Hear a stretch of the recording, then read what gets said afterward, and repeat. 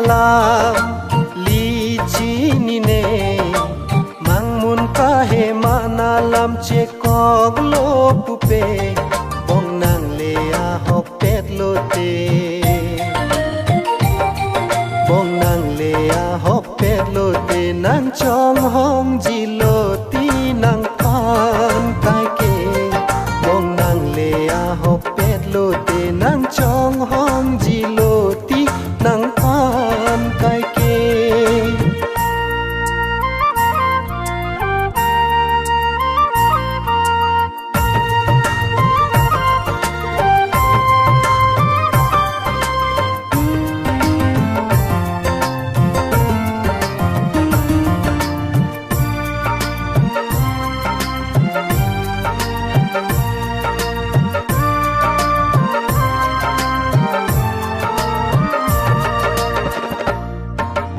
kang ho nang phana joy ne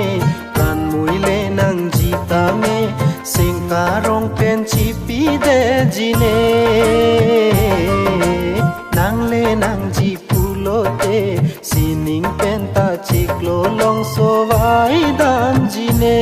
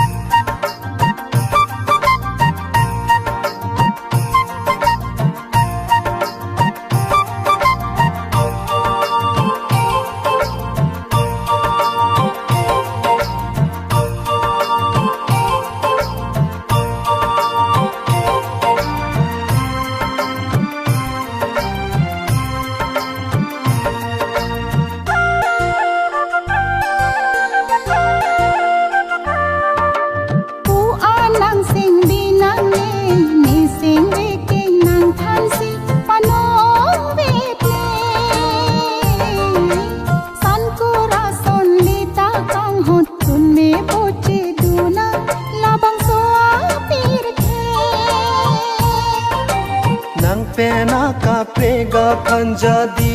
damune nang joy ne si som dun bom bang so apir the bong nang le a hop pet lo te bong nang le a hop pet lo te nang chong hong ji lo ti nang phan kai ke bong nang le a hop pet lo te nang chong hong ji lo ti nang